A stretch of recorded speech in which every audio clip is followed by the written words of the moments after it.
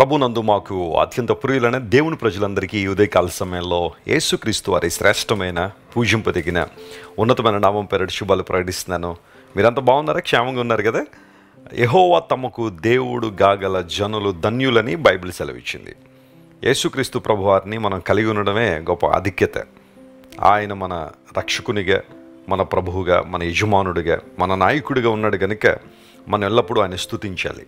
ఉదయాన్నే లేచిన తర్వాత మనం ప్రార్థన చేసుకుని దేవుని వాక్యాన్ని పఠించిన తర్వాత ఒక వాగ్దాన సందేశాన్ని మనం వింటున్నాం. మీలో చాలామంది జాన్ వెస్లీ మినిస్ట్రీస్ అనే ఈ ఛానల్లో అప్లోడ్ చేయబడుతున్న వాగ్దాన సందేశాన్ని విని ఆ రోజంతట్లో కావాల్సిన స్ఫూర్తిని, బలాన్ని పొందుకుంటున్నారని నేను నమ్ముతున్నాను. మా ప్రయాసం అర్థం కావట్లేదని ఎరిగి ప్రభువును స్తుతిస్తున్నాను. ప్రభువు మీ పట్ల ఉన్నతమైన, ఉత్తమమైన ప్రణాళికలు కలిగి ఉన్నారు. ఆయన ప్రణాళికలకు ఎవరైతే లోబడి ఆయన చిత్తానుసారంగా నడుస్తారో విజయవంతమైన జీవితాన్ని వారు ఖచ్చితంగా జీవిస్తారు. మీరు ఆత్మలో వర్ధిల్లితే అన్ని విషయాల్లో వర్ధిల్లుతారు అనేదే క్రైస్ట్ టిప్ సెంటర్లో మేము ప్రధానంగా బోధించే బోధ. ఒక వ్యక్తి ఆత్మలో వర్ధిల్లుతున్నప్పుడు అన్ని విషయాల్లో కూడా దేవునికి కృపను, ఆయన ఫేవర్ను వారు అనుభవిస్తారు. ఈరోజు వాగ్దానం కోసం కనిపెడుతున్నారు కదా, ఇర్మియా గ్రంథం 10వ అధ్యాయం 16వ వచనాన్ని చదువుకుందాం. The book of జెరమియా chapter 10 and verse 16. యాకోబునకు స్వాస్యమగువాడు వాటి వంటి వాడు కాడు, ఆయన సమస్తమును నిర్మించువాడు. ఇశ్రాయేలు ఆయనకు స్వాస్యముగా ఉన్న గోత్రము, సైన్యములకు అధిపతి యెహోవా అని ఆయనకు పేరు. చదవబడిన వాక్య భాగంలో కొన్ని అమూల్యమైన సత్యాలు దాగి ఉన్నాయి. ఇర్మియా గ్రంథం 10వ అధ్యాయం అంతా కూడా సత్యదేవుడు, నిజదేవుడు అయిన ప్రభువునకు మనుషులు తమ చేతులతో చేసుకున్న వాటికి ఆ వ్యత్యాసం అంతా కూడా ఇర్మియా గ్రంథం 10వ అధ్యాయంలో మనం చూస్తాం. పూర్వదినాల్లో చాలామంది తమ చేతులతో చేసుకున్న వాటిని ఆరాధన చేస్తుండేవారు. ఇప్పటికీ కూడా ఆ ప్రక్రియ కొన్ని దేశాల్లో, కొన్ని కల్చర్స్లో కొనసాగుతుంది. అయితే ఒక మాట గమనించండి, మనలను చేసిన దేవుడు వేరు, మన చేతులతో మనం చేసుకున్నవారు వేరు. మనలను చేసిన దేవుని యొక్క గొప్పతనం ఏంటో తెలుసుకున్నప్పుడే జీవితంలో ఆశీర్వాదాన్ని, దీవెన మరియు ఆనందాన్ని పొందుతాం. మన చేతులతో మనం చేసుకుంటే వాటికి అన్నీ మనమే చేయాల్సిన పరిస్థితి ఉంటుంది. కానీ మనలను చేసిన దేవుడు సమస్తము ఆయనే మన పట్ల జరిగిస్తున్నారు. ఈ 16వ వచనం దగ్గరికి వచ్చేసరికి దేవుడు ఏమంటున్నాడంటే, యాకోబునకు స్వాస్యమైన వాడు అనే పదం అక్కడ వాడబడింది. The portion of Jacob. దేవుడే మన స్వాస్యము, ఆయనే మన ఆస్తి. స్వాస్యము అన్న చోట ఆస్తి అనే పదం కదా, దేవుడే మన సంపద, ఆయనే మన ఆస్తి. ప్రపంచంలో కుబేరులు ఎవరు, ధనవంతులు ఎవరు అంటే లోకపరంగా ఒక లిస్ట్ ఉంటుంది.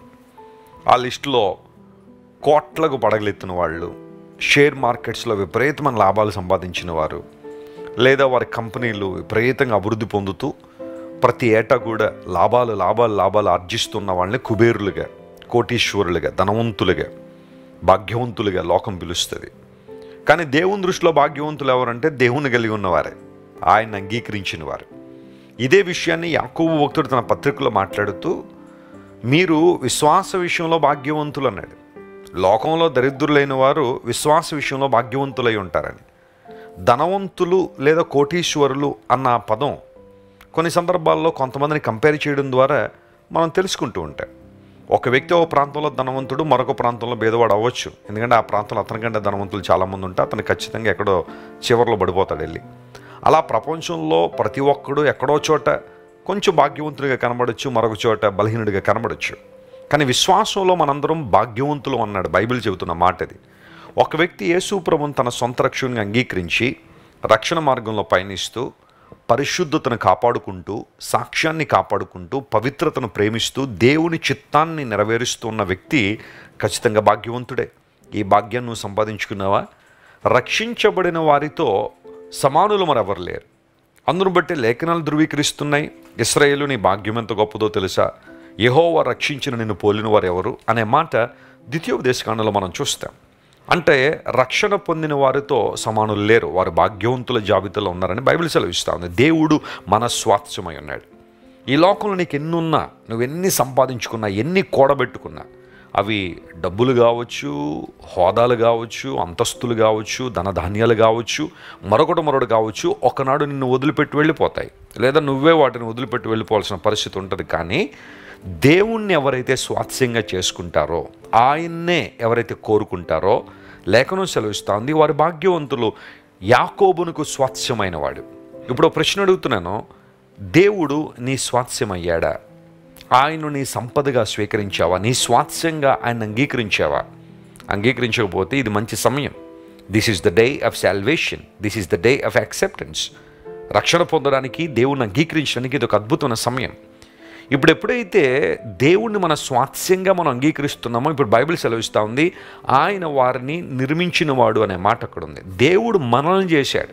ఇది చాలా ప్రాముఖ్యమైన విషయం. మనం దేవుణ్ణి చేయడం కాదు. మనం దేవుణ్ణి చేయడానికి మనం ఎవరం? దేవుడు మనల్ని చేశాడు. ఈ ఆధ్యాత్మిక ధన్య సత్యాన్ని ఎవరైతే నేర్చుకుంటారో వారు భాగ్యవంతులు. దేవుడు తన రూపంలో, తన పోలికలో, తన మహిమార్థమై మనలను కలుగజేశారు. ఇప్పుడు మనం చేస్తున్న పని ఏంటంటే, మనలను కలుగు చేసిన దేవుణ్ణి విడిచిపెట్టి ఎక్కడెక్కడికో పరుగులు పడుతున్నాం. నిజమైన దేవుడు నిన్ను నన్ను ఒక ఉద్దేశంతో కలుగు చేశారు. మనం కారణ జన్ములం. ఆ కారణ జన్ములం కాదు. దేవుడు ఒక పర్పస్తో, ఒక ప్లాన్తో మనందరినీ కలుగు చేశారు. అదేనంటే ఆయన నామమునకు మహిమ కలగాలి. ఏ ఉద్దేశంతో ఆయన మనల్ని ఈ లోకంలో పంపించారో ఆ ఉద్దేశం నెరవేర్చబడాలని దేవుడు ఆశిస్తున్నాడు. ఆ కారణం బట్టి దేవుడు అన్నాడు, నేను నిర్మించుకున్న నా జనులు నా స్తోత్రమును ప్రచురం చేస్తారన్నాడు. ఎందుకు దేవుడు మనల్ని నిర్మించుకున్నాడంటే మనము ఆయన స్తోత్రమును ప్రచురం చేయాలని. ఇదే విషయాన్ని పేతురు భక్తుడు కూడా తన పత్రికలో రాస్తూ అంటాడు, ఒకప్పుడు మనందరం చీకట్లో ఉన్నాము, కానీ ఇప్పుడు ఆశ్చర్యకరమైన తన వెలుగులోనికి మనం వచ్చాం. ఎందుకు వచ్చాము అంటే ఆయన గుణాతిశయములను ప్రచురం చేయ నిమిత్తము, ఆయనకి స్తోత్రం చేయనట్లుగా. మనము ఏర్పరచబడిన వంశంగా ఉన్నాం, ఆయన సొత్తైన ప్రజలుగా ఉన్నాం, రాజులైన యాజక సమూహంగా మనం ఉన్నామని పేతురు భక్తుడు తన పత్రికలో రాశాడు. ఒకప్పుడు మనందరం చీకట్లో ఉన్నాం, కానీ యేసు ప్రభువు మనల్ని తన వెలుగులోని తీసుకొచ్చాడు. Praise the lord for that. మనం వెలుగు సంబంధులం, వెలుగును ప్రేమించువారం, వెలుగులో నడుచువారం, అన్యోన్య సహవాసం దేవునితో కలిగి ఉండి వెలుగులో పయనిస్తున్నవారు. ప్రియ దేవుని బిడ్డ, నీ ఆధిక్యత ఎంత గొప్పదో నీకు తెలుసా? నీ దేవుడు నీకు స్వాస్థ్యమై ఉన్నాడు. ఆయన ఎప్పుడూ చెదిరిపోయేవాడు కాదు. లోక సంబంధమైన స్వాస్థ్యం నేను ఒక రోజున విడిచిపోద్దామో, కానీ దేవుడిని విడిచిపెట్టేవాడు కాదు. ఆయన నేను నిర్మించిన వాడు ఒక ఉద్దేశంతో. నిన్ను కలుగు చేశాడు కాబట్టి నీకు ఏ సమయంలో ఏది కావాలో దేవునికి తెలుసు. నువ్వు కృంగిపోవడానికి వీల్లేదు. అదే రేపడద్దు. నువ్వు ఎదుర్కొంటున్న సమస్యలను బట్టో, గడ్డు సవాళ్లను బట్టో, పరీక్షా ఘట్టాలను బట్టో నువ్వు అధైర్యపడాల్సిన అవసరం లేదు. నిన్ను పంపినవాడు నీకు తోడై ఉంటాడు. నిన్ను నిర్మించినవాడు నీతో ఉన్నాడు. ఆయన నిన్ను బలపరిచే దేవుడు. ఆయన ఏ కృంగుదల నీలోనికి రానివ్వద్దు. ఆత్మహత్య తలంపులు నీలోనికి రానివ్వద్దు. ఓడిపోయానన్న భావం నీలోనికి రానివ్వద్దు. వైఫల్యంలో ఉన్నానన్న భావం నీలోనికి రానివ్వద్దు. అపవాది తీసుకొస్తాడు అవన్నీ కూడా. కానీ దేవునిలో నువ్వు బలవంతుడు అని, ఆయనని నిర్మించిన వాడని. అంత మాత్రమే కాకుండా దేవుడు నిన్ను తన స్వాస్థ్యంగా ఎన్నుకున్నాడు. మనం దేవుని స్వాస్థ్యంగా చేశాము, ఆయన కూడా మనల్ని అలాగే చూస్తున్నాడు. ఆయన ఆస్తిగా, ఆయన సంపదగా ఆయన మనం చూస్తున్నాడు.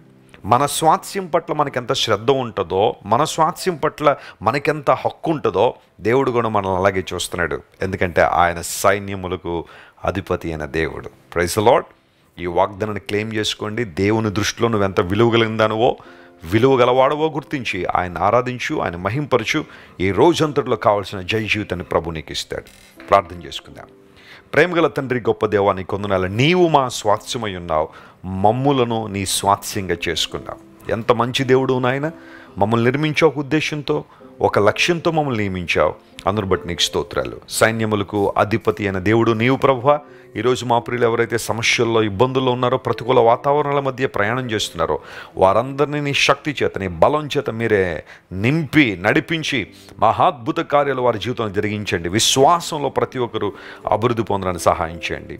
వాగ్దాన సందేశం ద్వారా మమ్మల్ని బలపరిచినందుకు నీకు స్తోత్రాలు చెల్లించుకుంటూ యేసుక్రీస్తు వారి దివ్య సముఖంలో ఈ మా మనవులు సమర్పించి వేడుకొనిచున్నాము తండ్రి. Amen, amen. God bless you dear friends. Have a wonderful day.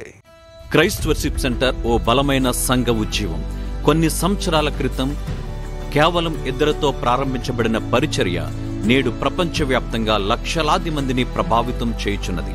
Rajahmundry, Secunderabad, Bengaluru, Chennai, Nellore, Dubai, Bahrain, Karimnagar, Visakhapatnam, Gadwal, Kovvur, Malakapalli, Sri Lanka, Bhutan, Addateegala, Palamuru, Ongole, Ballari, Korukonda, Pothavaram, Nallajerla, Venkataramayyagudem, Machilipatnam, ఇందిరానగర్లతో పాటు అనేక గ్రామాల్లో క్రైస్ట్ వర్షిప్ సెంటర్ ఆరాధనలు జరుగుచున్నవి.